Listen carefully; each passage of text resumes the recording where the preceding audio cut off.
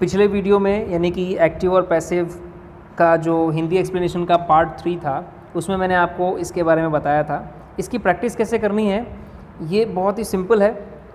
अब ये जो फॉर्मूलाज लिखे हुए हैं ये तो आपको स्टडी करना ही है, रटना नहीं है, आपको याद करने की ज़रूरत नहीं है, वो अपने आप याद हो जाएगा। तो प्रैक्टिस कैसे करनी है, प्रैक्टिस भी करना बहुत सिंपल है। हेल्प आपको बोलना है ओरली, ठीक है। हेल्प, हेल्प्स अगर हो तो इज एम आर हेल्प्ड हो जाता है, ठीक है। हेल्प्ड हो तो वॉज या वर हेल्प्ड हो जाता है। इज एम आर हेल्पिंग है तो is am are being helped हो जाता है, ठीक है।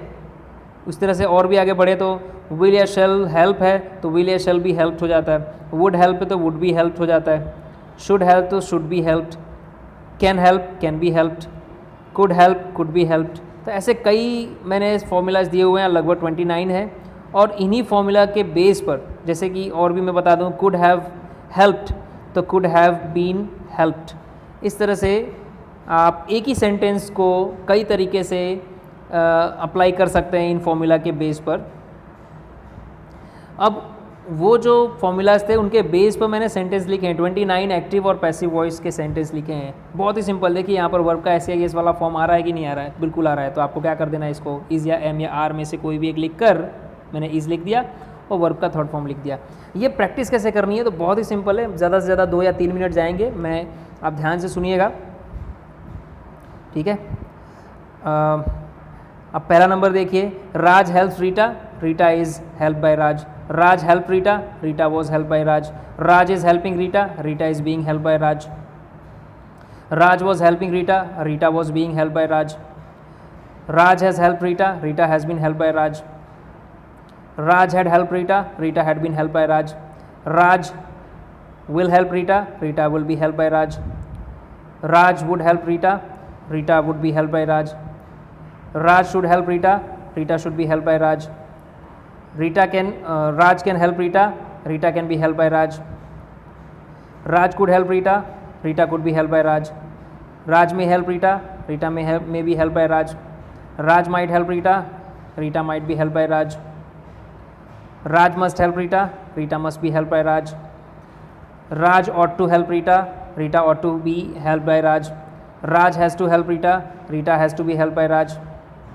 Raj had to help Rita, Rita had to be helped by Raj.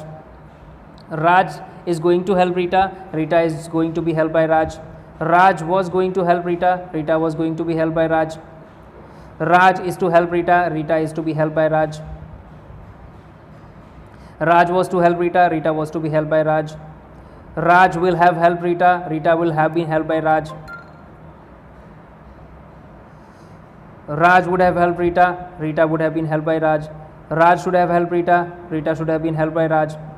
Raj can have helped Rita, Rita can have been helped by Raj. Raj could have helped Rita, Rita could have been helped by Raj. Raj may have helped Rita, Rita may have been helped by Raj.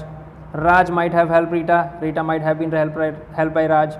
Raj must have helped Rita, Rita must have been helped by Raj.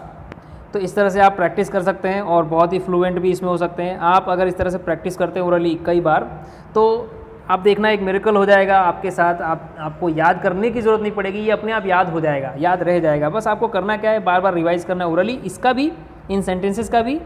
एक बार ये आपको notebook में भी लिखना है, ध्यान रहे, ठीक है। लिखने के बाद आपको ये बार बार बोलना है। इन सेंटेंसेस का भी रिविजन करते रहना है और ये फॉर्मूलाज जो हैं बार बार इनको, जब भी आप एक्टिव से पैसिव करें तो फॉर्मूला पर बार बार आप नज़र डालें। ध्यान रहे आपको, भले आपको फॉर्मूला याद है पर एक चीज़ मैं आपको सीक्रेट की बता रहा हूँ कि जब भी हमें कुछ याद हो जाता है तो हम उसकी तरफ ज़्यादा ध्यान नहीं देते, लेकिन आप अगर बार बार उसको देखेंगे, थोड़ी सी भी अगर आपको कोई, देखो यहाँ पर मैं आपको देखने के लिए बोल रहा हूँ, ज़्यादातर क्या होता है आपको बिना देखे करना होता है, पर जब भी आप एक्टिव से पैसिव करोगे तो यहाँ पर आपको देखना रहेगा।